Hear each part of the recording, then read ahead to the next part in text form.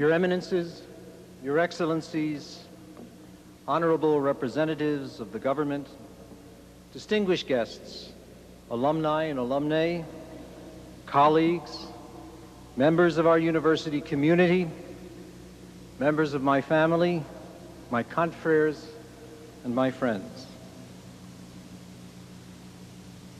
In his recent book, The Dying of the Light, author James Burchell examines the experience of American colleges and universities with a Christian origin in this century. It is his contention that many, if not most of the best of these institutions, disengaged themselves from their church affiliation, excluding Christian faith as unworthy of study in the new orthodoxy of secularism. Catholic institutions, however, resisted the temptation, for the most part, until the cultural upheaval of the late 1960s destroyed the Catholic self-assurance of the intellectual advantage of being Catholic. Fueled by competition and convinced that the drive for recognition by the secular academy was more compelling than the urgency of their origins, many Catholic colleges and universities later in this century followed the earlier pattern of their counterparts as the sun began to set on their identity. The title of Burchell's study, The Dying of the Light, calls to mind a poem by Dylan Thomas, who wrote the year before he died. Do not go gentle into that good night. Old age should burn and rave at close of day.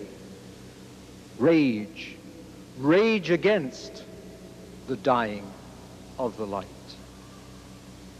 As this century and millennium draw to a close, it might be well for us to hear and heed the poet's words, and as Catholic universities, to rage against the dying of the light. When it was established in 1887, the founders of the Catholic University of America took as its motto the phrase, Deus lux mea est, God is my light. Theirs was the conviction voiced by the first rector, Bishop John Joseph Keene, that this institution was to share the light and be a living embodiment of the harmony between reason and revelation, between science and religion, between the genius that is America and the Church of Christ. 111 years ago, Keene predicted that the Church in America would exercise a dominant influence in the world's future, an influence that he said must rest on intellectual superiority. Despite opposition from some, Keene and his supporters prevailed. And so, under the direction of the bishops of the United States and with the approval of Pope Leo XIII, the Catholic University of America saw the light of day and was created as the national institution of higher learning in the church in this country. From its inception, this university, this community of learners and scholars has enjoyed, as you have heard today, a unique relationship with the Holy See and the entire Catholic community. That relationship carries with it certain very clear responsibilities. God is my light.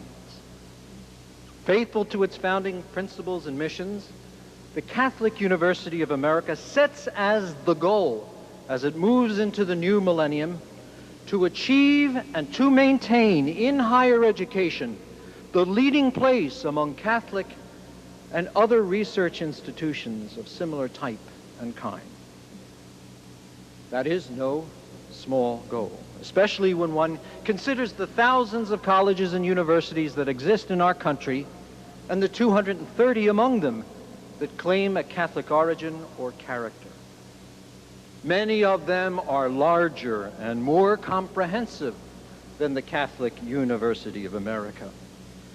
Many of them, most, it seems to me at times, have more money in the bank to support their research and operations. Some of them have been more successful attracting a larger base of alumni support.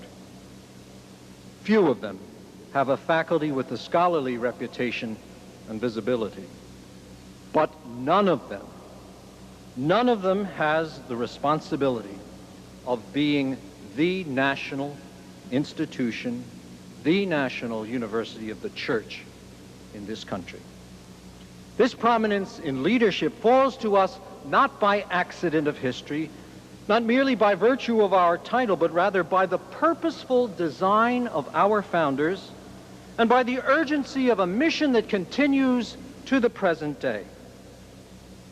The Catholic University of America must embrace that responsibility, and we must hold ourselves accountable. For God is my light. What would it profit us to surrender that responsibility, or even to strike compromises in its regard to gain the grudging acceptance of the whole academic world, only to lose our soul in the process?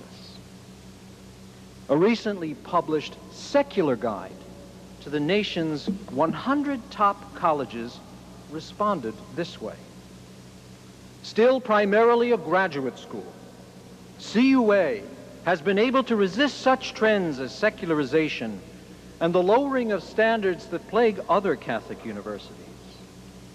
In remaining true to its founding principles, it adds tremendously to true diversity in American higher education. Our greatest strength is our Catholic identity, for it gives form and substance, shape and direction to all that we do as a university.